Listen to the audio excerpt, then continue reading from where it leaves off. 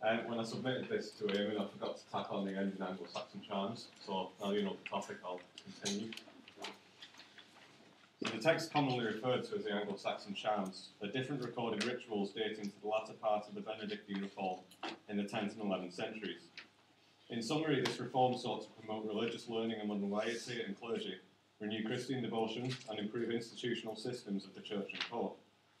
These charm rituals provided a useful instrument for lay edification and attempted to address everyday problems through spiritual means. From the total dependence on Christian concepts, doctrine, liturgy, and agency, the charms can be said to be paraliturgical rituals which often incorporate the Mass, Scripture, and the Eucharist, among other things. There are very strong similarities between Anglo-Saxon incantation and transubstantiation, which can be highlighted by looking at them both from speech act theory. Thus, the connections between the power of words and the charms and in Christian liturgy show how charms were an ideal text to promote the Reformed agendas. Despite the charms' complete dependency on Christian ritual, these texts are nearly always prescribed for performance outside of the church building, beyond sacred space and the locus of Christian power. Jonathan Roper calls charms a type of code communication with the particular means of encoding information that they deploy. From Roper's summary of the charm's function, we may look at how these use locations to signify where the spiritual information is encoded and to whence it is deployed. The charms brought power from within the church into the wider world and made Christian power available in most aspects and locations of everyday life. Rebecca Fisher puts this eloquently in a PhD thesis. The relationship between the clergy and the laity is not only restricted to performing and attending church services. Members of the church minister pastoral care to the laity, going out into the community and dealing with sick people. It is possible that the members of the priesthood accepted and adapted charms for the pastoral responsibilities, reshaping the charms if they saw fit.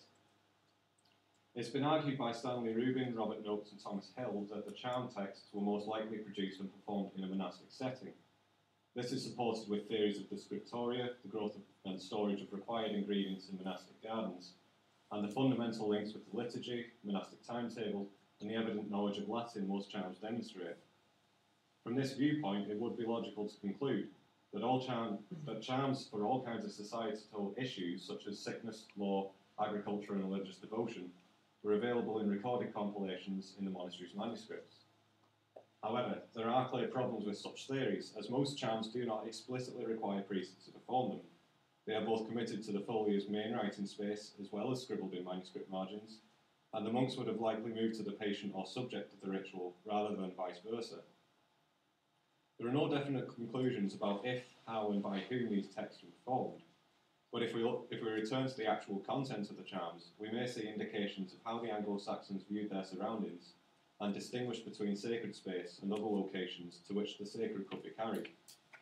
In this paper, I will look briefly at 5 very different charms to give an overview of what these ritual texts tell us about sacred space in Anglo-Saxon England. Of 87 recorded Anglo-Saxon charms, I've identified 34 which explicitly mention certain locations. There are 25 charms with locations in Old English and 9 charms with identified sites in Latin. But before discussing some of these charms, it's necessary to outline what exactly I mean by location. It's sometimes difficult to distinguish a proper location from a non-specific area in the charms. For example, where a charm may mention a grave or a house or a stream, a certain site is named which would be identifiable to the performer and community. But when the earth or over your shoulder or on the ground is mentioned, the site of performance is not restricted to a specific location. The locations named in charms, then, are areas of specific landmarks which are identified as sites in which the charm may utilise its power. These rural, agricultural, and liturgical and domestic sites. I will discuss 3 charms of these 34, which are typical in their application of spiritual power in locations beyond the church. I will then consider two charms which appear to be exceptions to the others, in that they prescribe the performance of incantations within the church building itself. These are the only 2 charms which do this, and they yield interesting information about the site of the church in these rituals.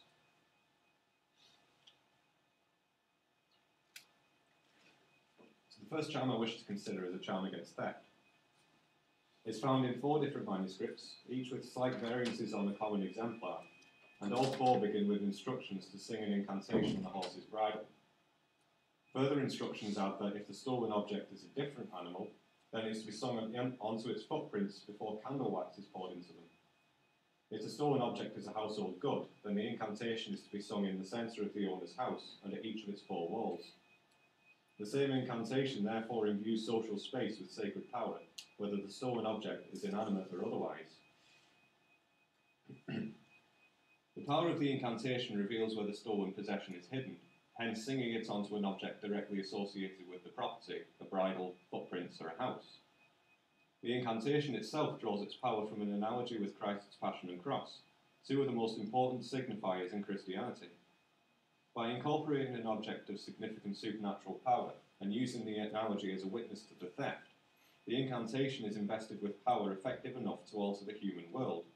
They concealed it to their own great harm because they were not able to keep it hidden. The use of the cross provides a historiola, as Jonathan Roper calls it, with which the charm's contemporary situation is paralleled. The analogy of the Jews' attempt to conceal the cross with the owner's property applies Christian power to the owner, which will aid in the recovery of his goods. Thomas Hills notes the particular way in which the cross is invoked according to location. The cross is perceived as a centre which defines the spatial dimensions of the world. The larger implications of the use of the theme of the cosmological cross in this context, however, concern what one might call the sacralization of space. As well as providing a biblical parallel to the theft, the use of the cross focuses the charmer on the Christian solution to a social disorder and provides a spiritual centre around which all possible locations for the stolen property orientate. What is interesting about this popular charm is that it applies Christian power to the different locations connected with the stolen property. Its incantation is composed half in Latin and half in the vernacular, thus complicating whether it was used by the clergy or the laity. It is not likely that the charm would be that applicable to monks who lived in community, not a house, and would have taken vows against personal ownership of goods. If it was for lay performance, the use of Latin would establish at least phonetic associations of the present reality of theft with the ritual power of Christianity. The language of the church is not only being used beyond the church building, but is prescribed to be sung into the ground, on a bridle, and inside the domestic space of a house. By encouraging the practice of incantations in these locations, the edification of lay people and the promotion of spiritual awareness would be effective beyond the church grounds. Christianity is literally brought to the people in everyday life, equipping them with powerful rituals and words to combat local evil and social harms. The second charm I will consider provides us with interesting insights into the charm's dependence on physical space. It's commonly referred to as the journey charm, and, as the title indicates, is a ritual which can be performed whilst travelling from one location to another. The need for a charm for protection on a journey is not the product of a disproportionate fear of the outside world. According to William of Malmesbury, King Alfred placed valuable objects out of reach on public highroads as a warning to thieves and outlaws. So travelling between urban spaces was certainly not without danger, even on main routes, as Alfred's signs of superiority show. This charm's likely context of a monk travelling between monasteries, maybe transporting manuscripts or other valuable materials, is only one possible solution of many which would explain the fear in this text and its obvious consolation to the traveller. It opens immediately with an incantation which is to be recited whilst drawing a protective circle around oneself. I draw a protective circle around myself with this rod and commend myself to God's grace, against the sore stitch, against the sore bite, against the fierce horror, against the mighty dread that is hateful to everybody, against every evil that invades the land. In this list of hostile forces, we see how the incantation empowers the physical circle being drawn. What is interesting in the journey charm is that the traveller effectively isolates themselves by the demarcation of spiritual power through physical space. Following this, the incantation accumulates spiritual power from biblical names, recruiting them as powerful intercessors against the forces of evil. Moses and Jacob and David and Joseph, and Eve and Anne and Elizabeth, Zacharias and also Mary, the mother of Christ, and also the brothers Peter and Paul. Matthew be my helmet, Mark my coat of mail, the strong light of my life, Luke my sword, sharp and bright edge, John my shield. Apologies for the use of paint, by the way, that's not very professional. The performer not only recruits biblical agents of power, but also assumes the power of their names. four evangelists in particular provide an anatomical defence from their associated power with Scripture. By drawing a protective circle and literally incorporating spiritual power into the body, the performer may now state the locations through which they may pass safely.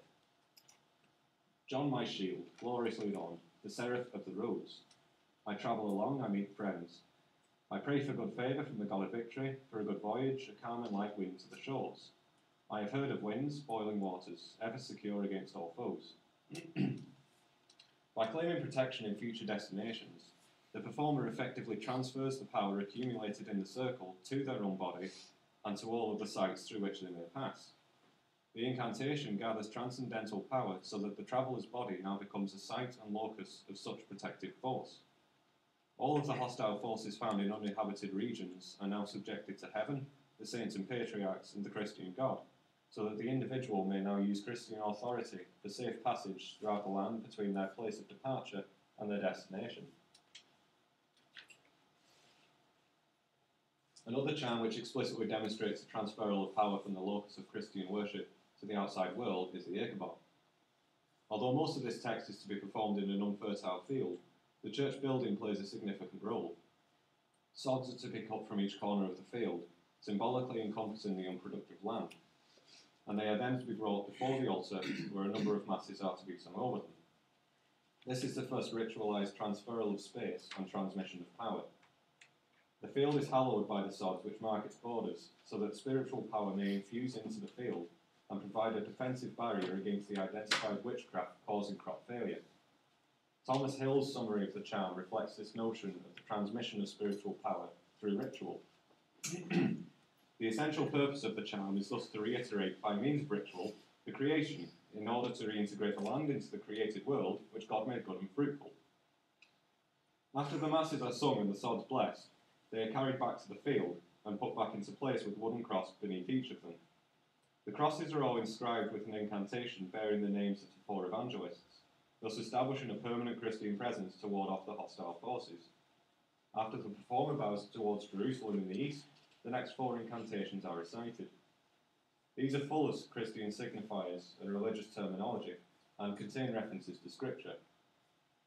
Like the wooden crosses, the incantations establish a continuous Christian presence in the field after the sods have been transported to and from the altar of Eucharistic sacrifice. Finally, after the field is ploughed, the performer places a loaf of bread into the earth in imitation of Christ's transubstantive sacrifice inside the church. This charm thus shows how the church building is a spiritual centre from which supernatural power is accessed and disseminated to the wide world.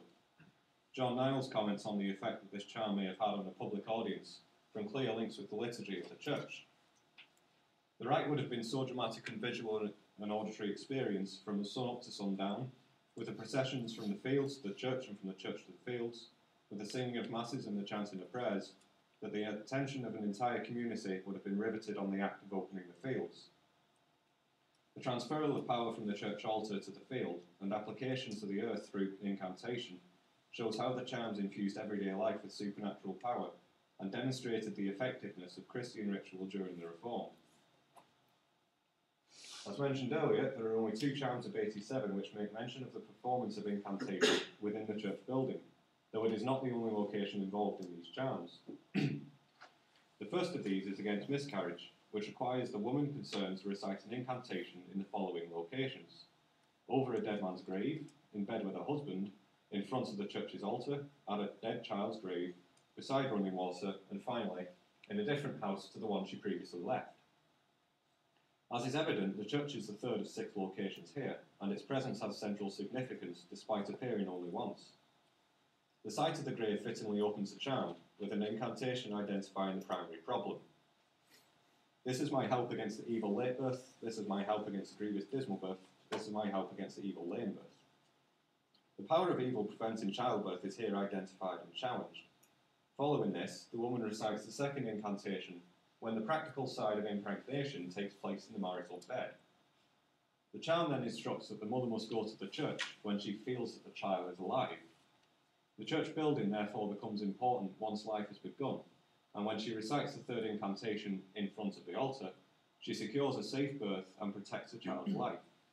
This incantation indirectly identifies the mother with Mary and directly draws power from Christ by calling upon his incarnation to confirm the present stage of pregnancy. I have said that by Christ it is manifested. Leah Olson says that the charm speaker aligns himself or herself as Christ or Mary or some saintly mediator to secure a certain course of events. The locations following the church safeguard against the past repeating itself by visiting a child's grave, drinking water from a stream, and by returning to a different house. The church therefore marks a change in the mother and child and is a central location for the charm as it grants life and protection. Though the church is here the source of life-giving power, it is only one of 6 locations, the other 5 being domestic, rural, and burial sites. The second charm I'm considering, entitled the Celestial Letter, is more problematic. This charm claims that it was brought from heaven by an angel and laid upon the altar of St. Peter's in Rome. Already, the church building is the focus of the charm's authenticity, and St. Peter's the location by which it was disseminated from heaven itself. The incantation it contains is entirely in Latin, except for its concluding "offender" in the Old English vernacular, thus problematizing any indication of lay, clerical or lay usage.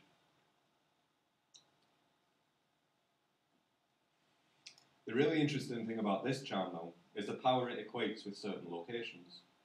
It has differing functions, mainly against every unknown evil, bad dreams, internal and external bodily sickness, but it also functions as a substitute for liturgical prayer and the administration of extreme unction.